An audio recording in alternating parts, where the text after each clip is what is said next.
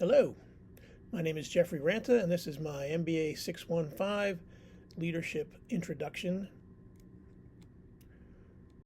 Who am I? Well, as I said, my name is Jeff Ranta.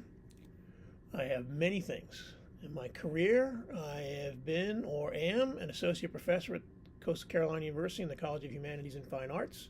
I'm a former advertising and public relations executive working for large, medium, and small marketing communications, public relations, and advertising agencies.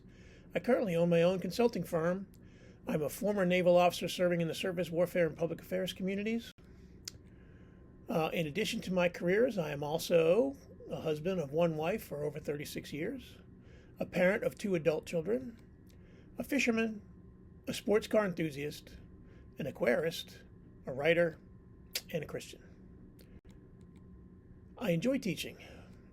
It is the one career I have done the longest. I started in 2001 and I'm still at it today. I love being a dad. As I said, I have 2 grown children who are both married. One pair are residence doctors in Columbia, South Carolina, and the other pair are living in Simpsonville. My son-in-law is a chemical engineer doing personal sales, and my daughter is a former ER nurse who now does some really interesting things with custom-made cookies and taking care of elderly folks. My son and his wife are in residency in Columbia, South Carolina.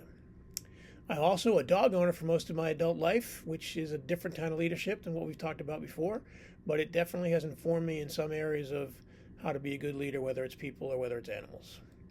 I have had the opportunity to travel the world. This may interest you, celebrating my birth in 5 different countries, birthday in 5 different countries and 4 different continents. I've traveled to more than 28 countries as well as 49 out of the 50 states. North Dakota is still on my bucket list.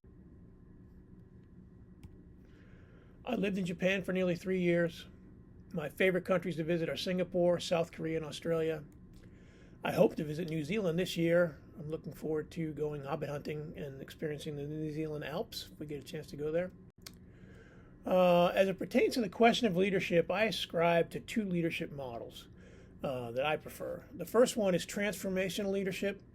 As a parent and as an educator, these are 2 areas where transformational leadership takes a big role in creating something in others that leaves them more equipped, more capable, and hopefully more appreciated than when they started. My second model is the servant leadership model. As a Christian, I believe servant leadership is one of the best models for helping others succeed. As someone who has been in places of leadership and management of other people for most of my life, I find that a servant leadership model encourages trust, tears down walls, communicates authenticity. It also helps to develop an outlook of selflessness rather than selfishness. Why does that work? Well, an ideal 21st century leader for me is one who is other-centered, who appreciates teamliness, practices humility, and realizes there is value in all areas of a company or a team. The models of servant leadership and transformational leadership complement each other very well in these applications. If a leader can demonstrate selflessness, take on the hardest jobs, be willing to come alongside others who are struggling, that gives them credibility and trust, key elements necessary for teamwork to succeed and for others to share in mutual benefit. It gives you ready-to-go credibility when you have to suggest changes or make hard decisions. In this century, particularly in the last 2 decades, I've been alive for 6, by the way, I see a genuine need for leadership which validates and challenges simultaneously. And one of the best ways for this to succeed is through servant and transformation leadership where the value of the individual outweighs the value of the idea. Consider it this way. Because of social media, everyone expresses feelings and thoughts and ideas. This has always been what we desired as Americans. However, social media now validates these ideas and feelings and the thoughts of those who express them, somehow legitimizing truly counterproductive solutions that might be interest to a team. We don't look for consensus as much as we look for individual performance, individual accomplishment.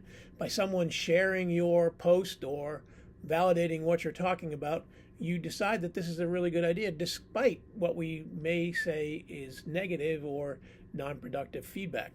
Also, we get to choose the information that we get so much more. We choose where our validation comes from, where our information comes from, and this could be problematic. But by showing care and concern for others first, putting them ahead of the idea, The sustainability or practicality of any idea or practice can be challenged while blunting that feeling of rejection or dismissal from those who should change their outlook for the betterment of the organization. I think it's an ongoing challenge. I think it's something that we all have to embrace as leaders, as future leaders. And I personally think that those two models carry a certain weight of credibility that we don't see anywhere else. I look forward to working with you all this semester. Thank you very much for your time. See you soon.